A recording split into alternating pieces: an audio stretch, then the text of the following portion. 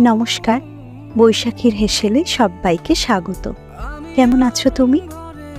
আজ বাড়িতে রান্না করেছি ঠিকই, কিন্তু বাইরে দুপুরের লাঞ্চটা করব, মানে ট্রিট আছে। ওটা হয়ে থাকে মাঝে মাঝে। কর্মক্ষেত্র তো, এসব না থাকলে বোরিং হতো। আমার স্কুলও আমার একটা পরিবার। জানো, প্রীতি নামটার সাথে না আমার একটা আলাদা কানেকশন তৈরি হয়ে যায়। স্কুলেও আছে আমার খুব কাছের বন্ধু। আবার দেখো, এখানেও আমি আরেক প্রীতিকে পেয়েছি। আজ বললাম, কাল প্রীতি ম্যাডাম চিংড়ির মালাইকারি করেছে, আর তার সাথে অনেক কিছুই আজ আমিও করলাম। বেশ না? এবার বলি, আজ কি কি রান্না করলাম। ডিম সেদ্ধ। তোমরা জানোই ডিম সেদ্ধটা আমার পাতে মোটামুটি থাকেই।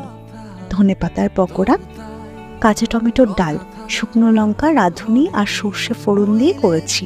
দারুণ হয়। ডাল দিয়েই পুরো ভাত খাওয়া যায়। আর তার সাথে রান্না করেছি চিংড়ির মালাইকারি। আজ তবে আসি, আবার কাল দেখা হচ্ছে। সবাই সবার পরিবারকে নিয়ে সুস্থ থেকো, ভালো থেকো।